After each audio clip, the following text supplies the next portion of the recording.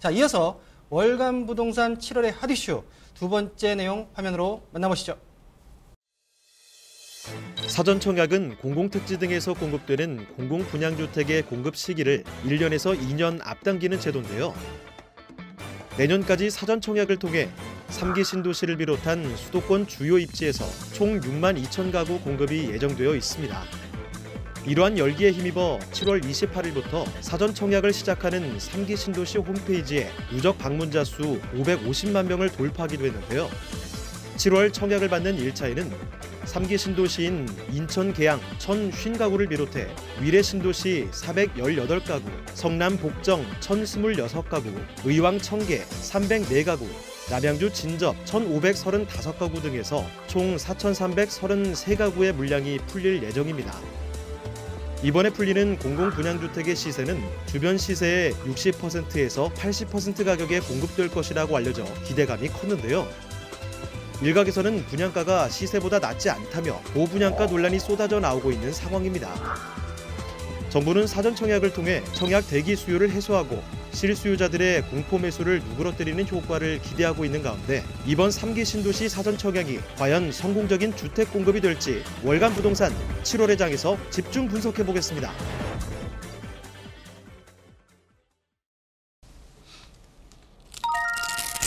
삼기 신도시 사전청약 전격 시작입니다.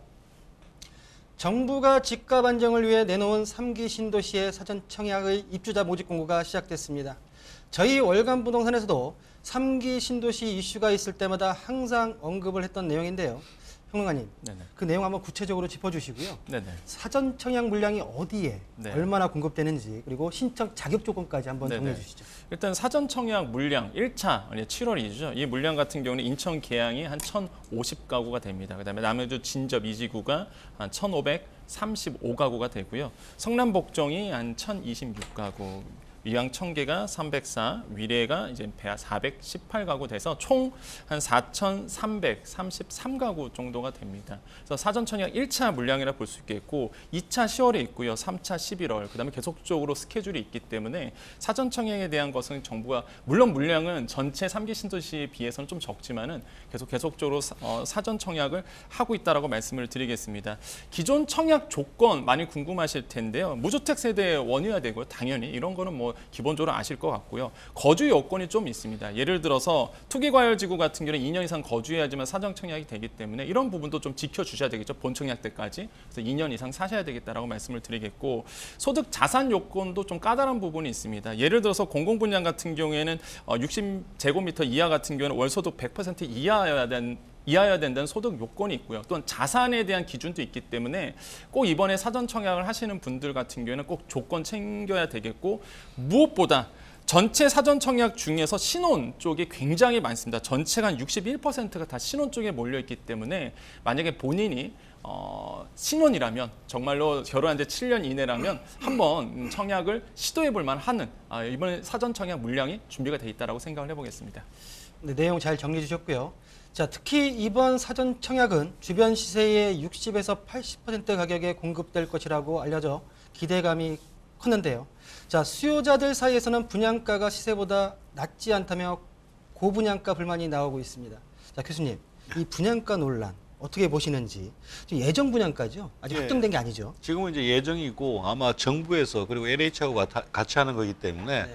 이 숫자가 뭐 과격하게 튀거나 그럴 것 같지는 않습니다. 이 숫자가 거의 비슷하게 간다라고 보시면 되고, 근데 그 국민들 입장에서는 한 3년 전에 시작할 때 그때의 시세 60에서 80이면 난 인정하겠는데 지금은 그때보다 지금 서울 같은 경우에 거의 뭐 50% 이상 튄 아파트들이 많거든요. 지금 가격에서 60에서 80이면 그게 무슨 의미냐라는 생각을 많이 하시는 것 같아요. 그렇더라도 제가 보기에는 3기 신도시는 시세보다 저렴한 게 사실이고, 그리고 이제 입주하고 나서 가격 상승률이 대형 신도시들은 항상 상승률이 높았거든요, 주변보다. 그런 걸 감안했을 때는 적극적으로 뭐 관심을 가지는 게 또 낫지 않겠냐라고 보여집니다. 다만 이런 사전 청약이 우리가 옛날에 이제 이런 청약을 해본 적이 있죠. 강남의 뭐 내곡동인가 뭐 이런 데 할 때도 그때는 이제 경기가 안 좋을 때였습니다. 사전 청약자의 한 50% 정도가 포기를 했습니다. 네. 그래서 이게 계속 갈 거다라는 보장은 없지만은 지금 시장 상황에서는 분명히 매력적인 건 사실이다.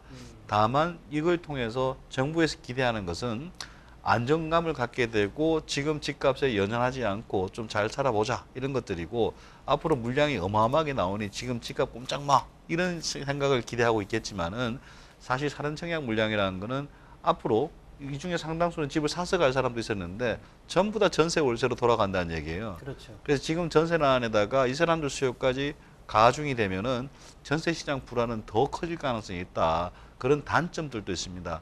그래서 우리 정부에서도 이사 대책 같은 거 내놓을 때 뭐 전세 단기 대책 이런 것들을 했지만은 그것들은 그런 부작용을 낳기에는 턱없이 부족하다.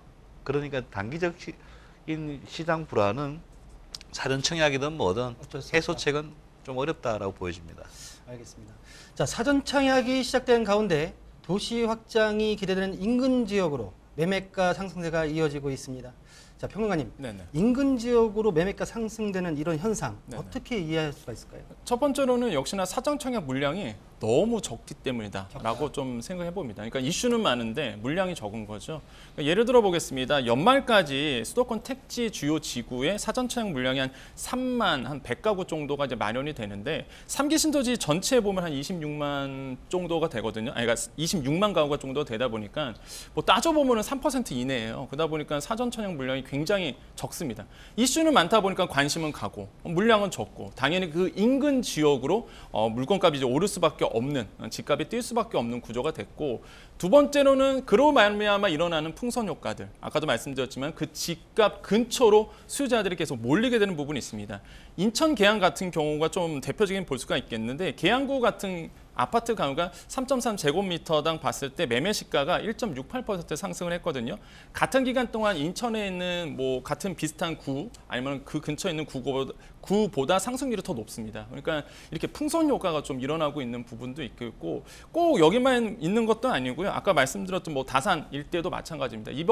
이미 10억 클럽이 뭐 달성한 곳도 있는데 다산동 같은 경우에는 이거보다 더 오르게 되는 부분들이 있거든요. 그러다 보니까 풍선 효과가 확실히 이루어지고 있다. 이슈는 많은데 물량이 없다는 게 그게 물량이 조금 없다는 게 인근 이게 지역으로 지금 매매가 상승이 퍼져나가고 있다. 네, 풍선 맞습니다. 효과다라고 지금 좀 말씀하셨고요. 조심하셔야 예. 되는 게 우리가 이제 1기 신도시, 2기 신도시 할 때도 그런 비슷한 현상이 있었습니다. 특히 이제 또 우리가 그 지역에 청약을 받고 싶다. 그럼 그 주변에 살아야 되거든요. 그렇죠. 최근에 과천에서도 그런 사건들이 벌어졌고 일단 사람들이 쭉 몰려가서 살고 있어야지 청약 받을 수 있구나. 그럼 그 지역에 전세 수요를 올리고 전세가가 상승을 하고 상승하죠. 매매가가 자극되고 근데 지금까지 얘기는 알겠는데 입주하면 어떤 일이 벌어지느냐 갑자기 폭락으로 바뀝니다. 옛날 성남도 그랬고요. 그 다음에 이제 뭐 고양시도 마찬가지고 입주하기 전까지는 신나게 상승하다가 입주 첫 해부터 거의 폭락으로 갑니다. 그게 이제 구시가지는 상당 부분이 재상승을 잘 못해요. 근데 그렇죠. 신시가지는 처음에는 이렇게 했다가 약간 조정받다가 쭉 올라가는 그런 모습을 보이는데 똑같은 모습이 나온다라고 말할 수는 없지만은 그런 패턴이 반복될 가능성이 높기 때문에 마지막에 인근 지역에 뭐 과도하게 투자를 하거나 그런 것들은 좀 쉽지는 않다. 쉽지는 않다. 그렇습니다. 인근 지역이 가격은 오르지만은 나중에 추후에 입주 입주가 됐을 때는 어마어마하게 떨어질 떨어집니다. 수 있다. 거의 뭐 20-30%까지 떨어지는 경우도 있었고요. 자, 그러면 교수님 여기서 매매가 상승도 큰 이슈긴 하지만 이제 전세난이 굉장히 가장 예. 문제가 될 것 같습니다. 자, 3기 신도시에 선정하기 위해서는 공고일 기준으로 해당 지역에 거주해야만 예. 당첨 확률을 높일 수가 있죠. 예. 그럼 전세난이 굉장히 우려가 됩니다. 이 전세난, 매매가 상승과도 지금 이어지고 있는데 이 시점에서 특단의 대책이 좀 나와줘야 되는 게 아닐까요? 뭐 대책이라는 건 아주 쉬운 대책이 있습니다. 교과서에 따르면은 수요를 줄이고 공급을 늘리면 됩니다. 그렇죠. 근데 지금 뭐 전 장관 같은 경우에는 뭐 빵이 아니기 때문에 안 된다. 그거는 이제 뭐 신규 매매와 관련된 것들이고 지금 이제 세입 같은 전세 같은 경우에는 월세를 전세로 돌리면 되거든요. 월세는 상대적으로 여유가 있습니다. 지금 전세로 다 돌린다. 근데 전세 집주인이 제정신이 아닌 한 전세로 돌릴 이유가 없어요. 그 대신 앞으로 이제 뭐 한 1, 2년간 한시적으로 월세를 전세로 돌리면 세금 감면해 줄게. 그럼 전세 공급이 막 늘어납니다. 전세 수요 줄이는 것도 아주 쉽습니다. 지금 전세 수요 있는 사람들 있잖아요. 네. 그 사람들한테 매매로 들어와서라.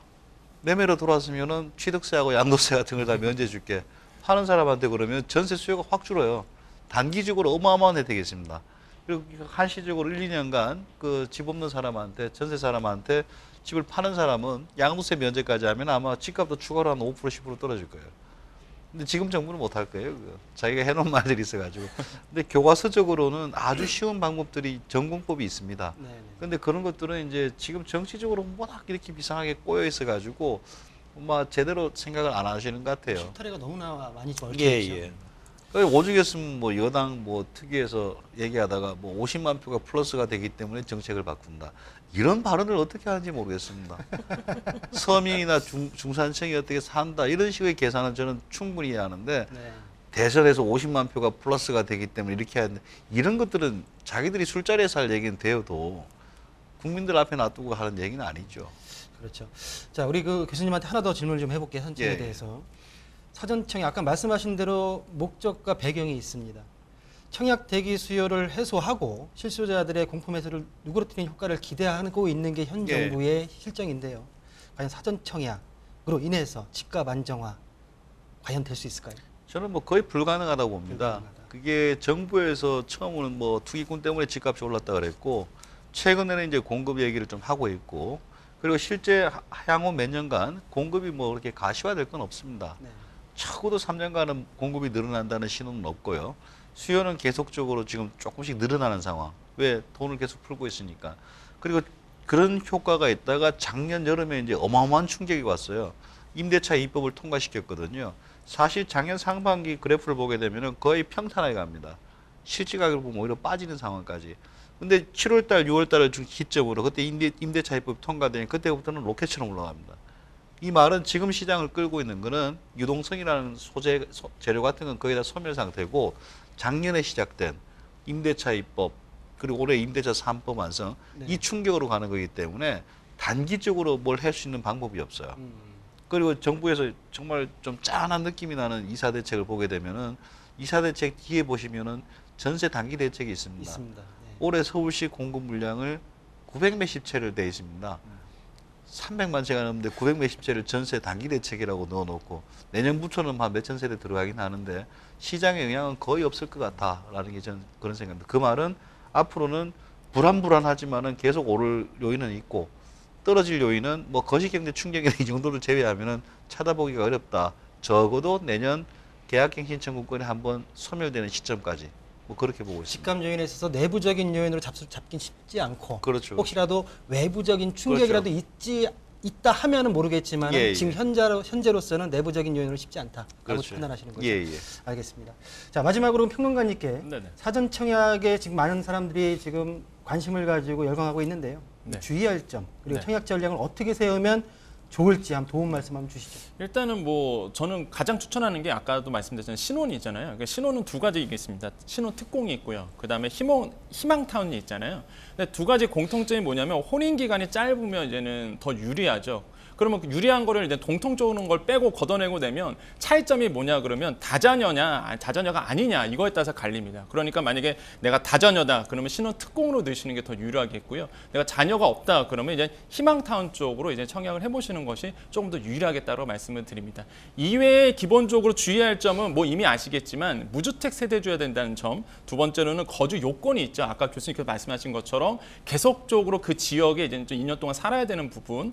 그 다음에 전매 제한과 거주 의무가 있습니다. 이게 뭐 최장 10년, 그다음에 또 5년 이렇게 돼 있기 때문에 사실 이렇게 전매 제한이라는 부분과 거주 의무 부분이 있다는 거. 예를 들어서 성남 복정 같은 경우에는 사전 청약 분양가가 80% 이상이고 100% 미만인 같은 경우는 전매 제한이 8년이거든요. 그다음에 3년 거주 의무를 해야 되고 이렇게 지역마다 좀 다르기 때문에 거주 의무 부분이라든지 전매 제한 이런 것도 잘 파악하시면서 가셔야 되고 마지막으로 추정 분양가 이제 말씀하셨는데 말 그대로 추정 분양가죠. 사전 청약은 확정된 게 아닙니다. 그렇기 때문에 이게 확정된 게 아니라는 분양가라는 거 꼭 인지를 하셔야 되겠다라고 말씀을 드리겠습니다. 자, 교수님. 네. 사전 청약 얘기는 마지막으로 한번 여쭤볼게요. 청약 제도를 보게 되면은 지금 사전 청약에서 신혼부부에 대한 특공에 있어서의 어떤 물량들 예. 한쪽으로 좀 치우친 느낌이 좀 많이 치우쳤죠. 그렇죠. 그게 뭐 저는 신혼부부들이 그만큼 거기 외진데 가서 살지도 의심스럽고 그리고 사실 이제 40대 어떤 40대 같은 경우에는 내가 10몇 평에 살다가 이제 한 20몇 평으로 가고 싶은데 모든 게 다 막혀 있어요. 이 사람은 집도 갖고 있고 뭐 한 10평대 집이 그걸 집이라고 표현해서 이 사람이 평생 살아라고 국가에서 강요할 만한 집인지 모르겠으나 그래서 사실 공급을 다 늘렸으면 지금까지 이 정도까지는 않았습니다. 근데 지금 제로섬 게임이다. 저는 신혼 희망타운이나 이런 것들 신혼 부부를 대상으로 한 것들 중에 상당수는 미입주가 벌어질 거라고 봐요. 제가 몇 군데 가보니까 너무 소형 평형으로 따닥따닥 붙여가지고 뭐 어떤 사람은 선호하는 닭장집이다. 평수대가 아닐 수가 있어요. 뭐 닭장집이다 이렇게 그것도 이제 그 신도시 그 외곽에다가 닭장집을 지어놓고 그 사람들이 다 들어오길 바라느냐. 그래서 일반적인 신혼 부부들은 좀 비용을 지불하고 주거 수준은 좀 떨어지더라도 시내에 있기를 좋아하는 수요가 상당히 많습니다. 물론 뭐 옥탑방 반지 하방까지는 아니지만은 그런 수요가 과연 그까지 갈 것인가. 그래서 지금 물량 자체가 좀 과한 느낌이 있고요. 그리고 사회적으로 다르게 이제 좀 소외당하는 사람들이 더 많다. 지금 현재는 일반적인 수요들 이 사람들도 계속 좀 뭐 이렇게 공급을 좀 해줘야 되는데 그 부분에 대해서는 너무 눈치를 보는 것 같습니다. 사실 이런 걸 하게 되면은 신혼부부는 대략 인구의 몇 프로쯤 되고 무주택자가 몇 프로니까 몇 프로 할당을 하고 40대에서 진짜 누가 봐도 자식 둘 데리고 있으면 10평대 살기 힘들잖아요. 그러면 이 사람들도 한 몇 프로 되니까 이 사람에 대한 물량도 확보를 하고 이렇게 해서 힘들더라도 조금씩 가야 되는데 정상적인 사람들 같은 경우에는 거의 꿈이 없어요 이제는. 그렇죠. 대출도 안 되고 그리고 뭐 하면 무조건 안 되고 그래서 요즘하면 그런 얘기합니다. 이혼해가지고 편부모로 만들어서 하면은 우리 특공 대상 안 되냐 그런 농담까지 나오고 있습니다. 요즘 결혼한 친구들 우리 제자들도 좀 있는데 결혼 신고하는 친구 거의 없습니다. 주택 때문에 상당 부분 주택 이유입니다. 이건 정상적인 상태가 아니거든요. 제가 보기에는. 이 청약제도의 현 청약제도의 개편도 좀 필요하지 않겠습니까? 저는 청약제도 자체는 없어져야 할 제도입니다. 없어진다. 왜 그런가 하면은 아니 그 살려고 하지도 않은 사람들이 갑자기 다 몰려가서 사고 원래 수요는 100밖에 없는데 10,000, 1,000 뭐 이렇게 막 모여서 하잖아요. 국가에서 줄 세워가지고 5억, 뭐 10억 준다고 하니까 다 줄 서는 거예요. 원래 제값 주고 살 사람은 못 사고. 그렇죠. 그 로또라는 게 아주 국민들 보기엔 좋아 보이죠. 걸리면 좋은데 로또라는 건 안 걸린다는 얘기잖아요. 뭐 100대 1, 200대 1. 전 세계 OECD 국가 아니면 선진국 아니면 중진국까지 해서 국가가 줄 세워서 국민한테 야 줄 잘 서. 그리고 5억 줄게. 이런 정부는 없습니다. 세상에 굉장히 좀 문제가 있는 제도예요. 그 마약에 전부 다 중독돼 있어가지고 그런 건데. 자, 3기 신도시 사전 청약에 대해서 본격적으로 한번 주변 그 시장 분위기와 내용에 대해서 살펴봤습니다.